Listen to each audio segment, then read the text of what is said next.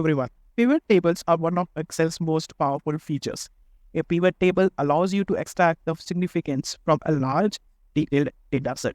Our dataset consists of more than 200 plus records and 6 fields, that is order ID, product, category, amount, date, and country. Let's start with the steps on how to insert a pivot table. Click any single cell inside the dataset. On the Insert tab, click Pivot Table. The following dialog box appears. Excel automatically selects the data for you. The default location for a new pivot table is New Worksheet. Click OK. Now let us drag some fields to the areas which can be seen below. First, our objective is to get the total amount exported of each product. So let's drag the following fields to the different areas. Product field to the rows area, amount field to the values area, and country field to the filters area. Now you can find a pivot table on the left hand side of the screen. Now let's sort a pivot table. To get the bananas at the top of the list, sort the pivot table. Click any cell inside the sum of amount column. Right click and click on sort. Click on sort largest to smallest. In the result, we can clearly see that banana is at the top and mango is at the bottom. Now let's filter, because we added the country field to the filters area, we can filter this pivot table by country. For example, which products do we export the most to France? Click the filter drop down and select France.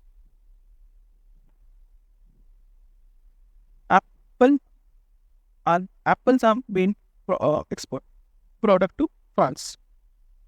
Now let's understand the change of summary calculation. By default, Excel summarizes your data by either summing or counting the items. To change the type of calculation that you want to use, execute the following steps. Click any cell inside the sum amount. Right-click value on the value field settings. A dialog box appears. Choose the type of calculation you want to use.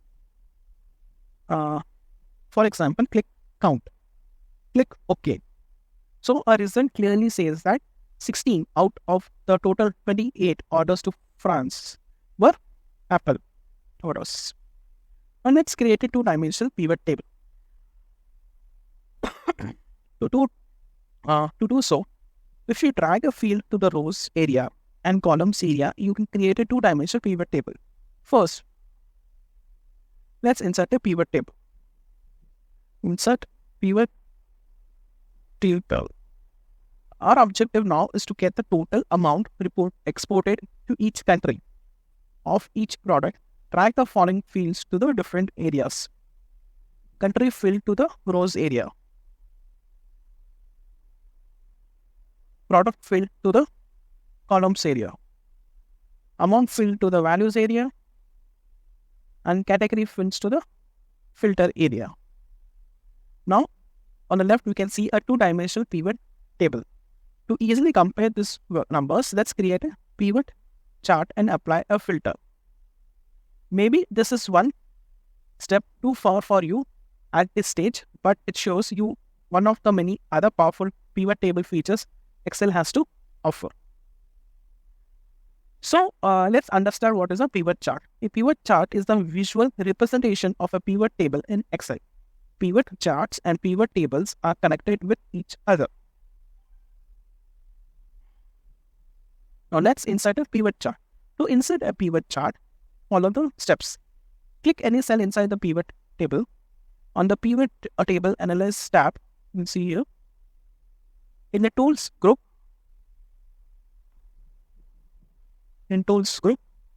click pivot chart.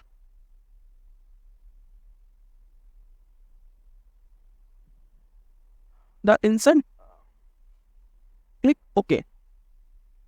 The insert chart dialog box has appeared, so click OK.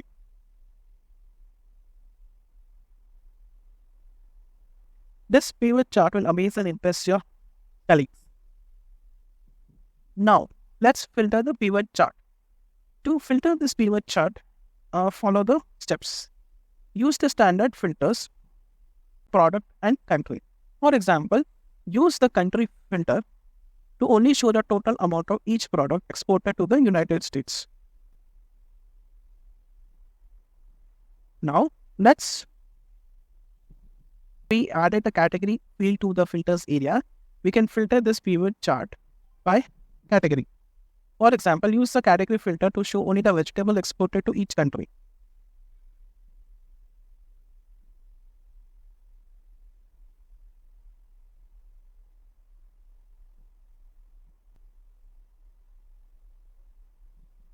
Change pivot chart type. You can change to a different type of pivot chart at any time. Select the chart. On the design tab, change in the type group, click change chart type. Choose pie. Click OK. Pie chart always uses one data series. In this case, beans. To get a pivot chart of a country, swap the data over the axis. First, select the chart, click on the design tab in the data group, click switch row and column.